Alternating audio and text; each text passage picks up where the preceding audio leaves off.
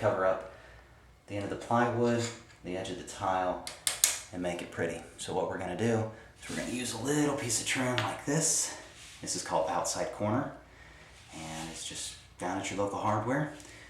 And all we're going to do is we're going to size it up, cut it to fit, glue it in place, and prep it for staining. 90 degrees here to fit up against the wall.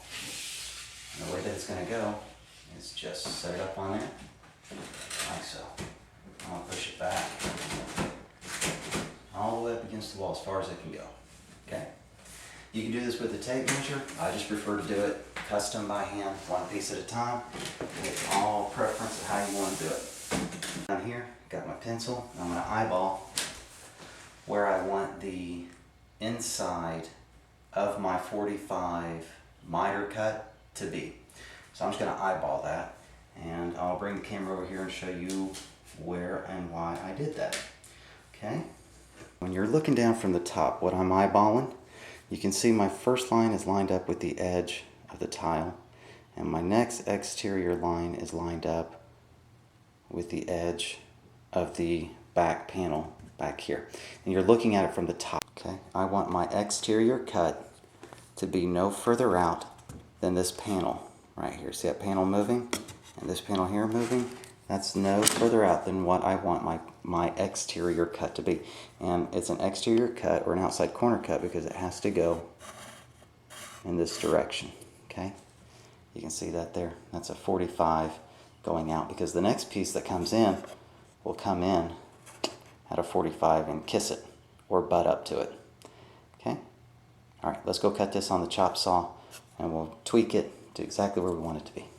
Alright, we went ahead and cut up our other pieces of millwork to make this 45 here on the corner.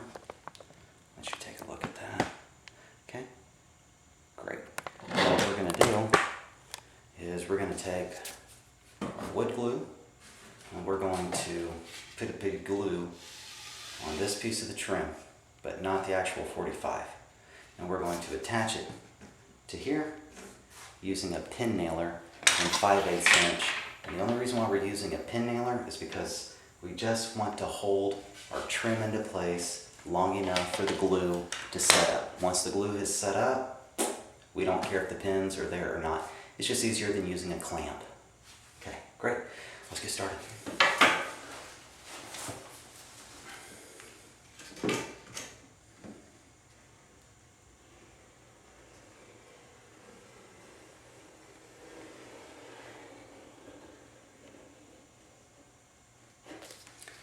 You can see that I just ran one bead of glue down through there. Doesn't have to be anything too thick because you don't want glue squeeze out.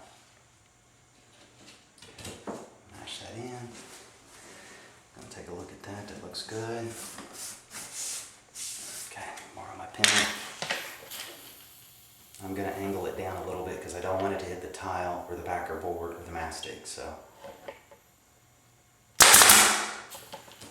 here we go.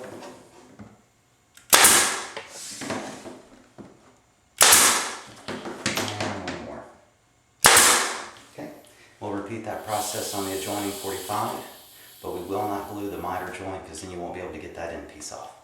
Great. I've attached the top piece glued and pin nailed it, and we're getting ready to do the bottom quarter round or shoe molding here across the bottom of the floor to cover up, you know, the gap as well as to give it a little bit of continuity.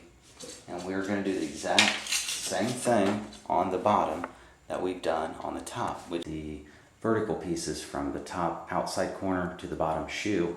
And one of the things that I want to point out is that here on the end, we've got our 45s. They lined up pretty decent.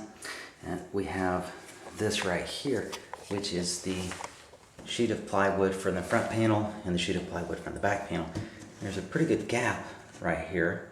And that's why I decided to use my 1 3/8, or excuse me, my 1 1/8 inch outside corner.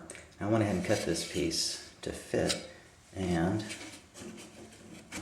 voila. The thing that I want to caution you about is when you're doing yours, you need to only fasten it or secure it to one side.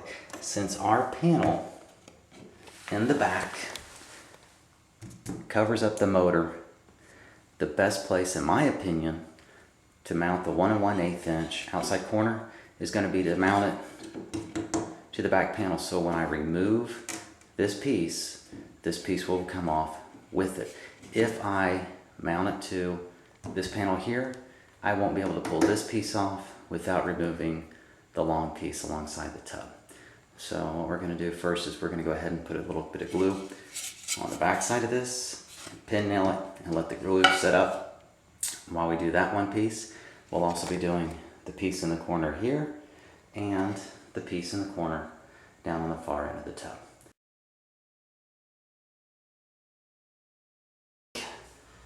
Very, very simple, easy to do cabinet custom cover around our drop-in jacuzzi tub. And the nice thing about it is that we still have access to the motors and the components of the tub by simply removing these panels. And the next part of this, we're going to show you how we're going to stain it and shellac it to keep it protected from the water since it is in the bathroom. Right now it's just simple oak that has been glued and pin nailed, and actually we've been using Velcro to hold this in place. So I'll show you how easy it is. See how nice that looks? Easy breezy. And then the Velcro lets us get in here. This is actually completely removable.